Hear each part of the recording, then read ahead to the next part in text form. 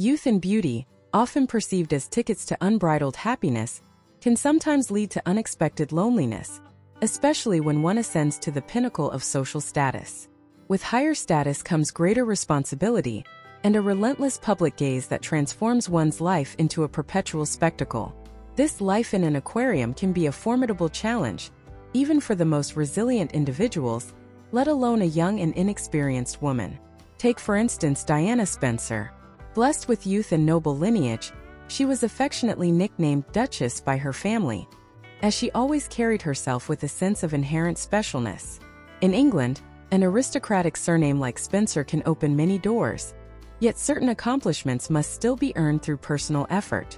Education, for instance, is an essential foundation that even the Spencers valued, providing Diana with the means to attend excellent schools and potentially a prestigious university. However, Diana's academic journey was marked by struggles, culminating in disappointing exam results. This educational setback is often highlighted as one of Princess Diana's notable missteps. A solid education is invaluable for any young woman, especially one aspiring to navigate the complexities of royal life. In the romantic novels of Barbara Cartland, which Diana adored, the heroines captivate with their beauty and charm, effortlessly gliding towards their happily ever afters. These stories often gloss over the mundane yet crucial aspects of real life, such as the importance of a good education. The real story begins after the wedding, where true life unfolds with all its challenges and triumphs. Diana's life, much like those romantic tales, captured the world's imagination. Yet, unlike the fictional characters, her journey was fraught with real, tangible pressures. Her marriage to Prince Charles was not just a union of two individuals, but a merger steeped in public scrutiny and relentless media attention. Despite the fairy tale wedding, the subsequent years were far from idyllic, revealing the stark contrast between romantic fantasy and reality. Feelings are indeed powerful, but a successful life, particularly one intertwined with royalty, requires more than just passionate glances and romantic notions. Prince Charles of Wales, like the rest of the royal family, was deeply interested in history, philosophy, and literature. He enjoyed long walks and leisurely conversations, activities that reflected his mature, intellectual inclinations. These were not shared by Diana, who often felt out of place amid such pursuits. Her reluctance to engage in these activities, even at Balmoral, the Windsors' cherished retreat, underscored the stark differences between them. Unfortunately, these differences only became glaringly apparent after their wedding. Falling for a prince and genuinely connecting with the person behind the title are two very different things. This phenomenon mirrors the way celebrities are often adored.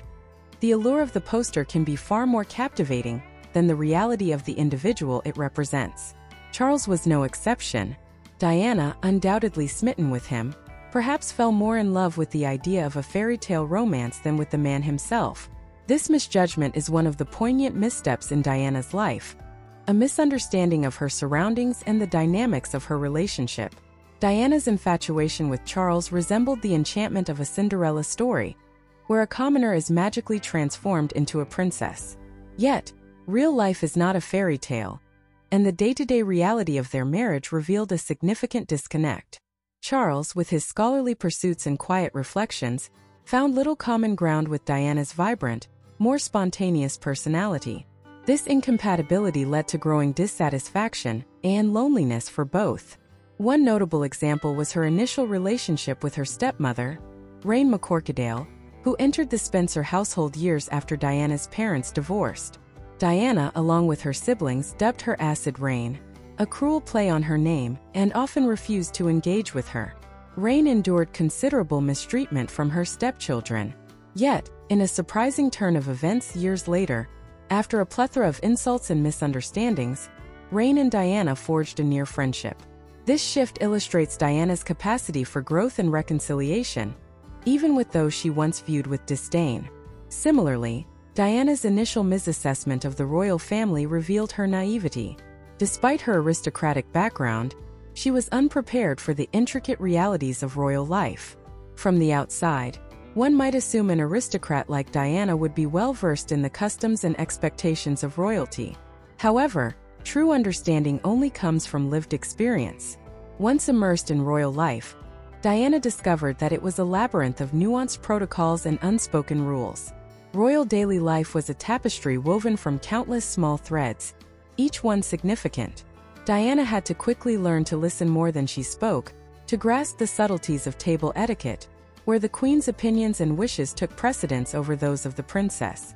Understanding the hierarchy of social interactions was crucial. She was also expected to participate in traditional activities, such as hunting, which she despised. Moreover, royal duties demanded extensive travel across the UK and the globe, where she had to deliver speeches, exhibit unwavering friendliness, and continually learn and adapt. Diana's public demeanor was a stark contrast to the traditional reserve of the royal family. Her natural friendliness and openness often bewildered those around her. She would dance on stage, famously with John Travolta, and hug people, even though it was against royal protocol. This excessive openness, coming after decades of royal restraint, was a breath of fresh air for the public. This was the secret of Diana's enduring popularity. She constantly gave people reasons to be interested in her by being her genuine, approachable self. However, her academic pursuits were a different story. This aspect of her life was always a weak point. Lope de Vega's saying, "He who has seen little cries a lot," aptly describes Diana's situation with Prince Charles. She had limited life experience and little desire to gain more. While history has seen younger wives in similar positions, such as Princess Fike, who became Empress Catherine the Great, and 15-year-old Elizabeth de Bourbon, who became a beloved Queen of Spain, Diana struggled to adapt. Both Catherine and Elizabeth managed to thrive despite initial challenges, with Elizabeth becoming idolized much like Diana would centuries later. Yet, unlike them, Diana found herself unable to navigate her marriage successfully. People later speculated that Prince Charles's coldness drove Diana away, but she willingly chose to marry him. She was aware of his interests, his love for animals, and his circle of friends, traits that began to irritate her soon after their wedding. Usually, spouses share at least some common ground, some mutual interests, or at the very least a curiosity about each other's lives. But for Diana and Charles, there was a profound lack of commonality. They had little in common beyond their children. Diana's vibrant, spontaneous nature clashed with Charles's more reserved, intellectual persona. Her misjudgment lay in her belief that love, or the idea of love, would be enough to bridge their differences. She might have hoped that her charm and openness would win him over, but it only highlighted their incompatibilities.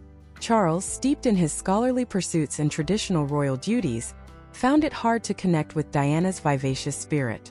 The public's love for Diana was partly due to her ability to break away from the stiff royal mold. Her genuine concern for people, her touch, and her empathy set her apart and endeared her to millions. But within the palace walls, these very qualities created a chasm between her and the royal family, especially her husband. Diana and Charles had fundamentally different temperaments.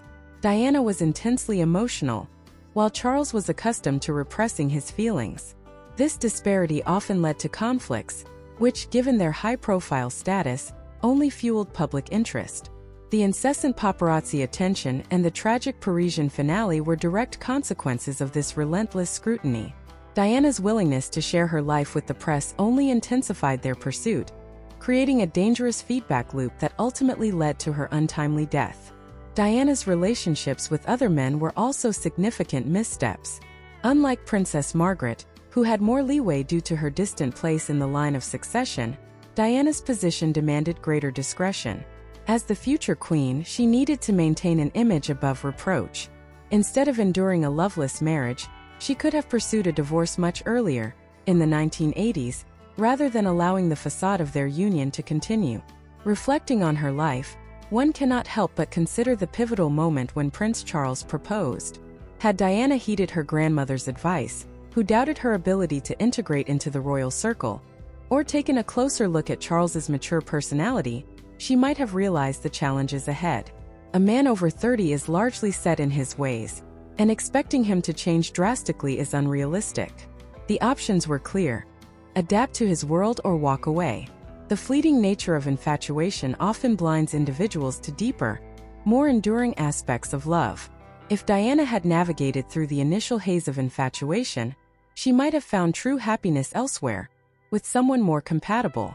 On July 1, 2021, She would have celebrated her 60th birthday, perhaps in a different, happier life.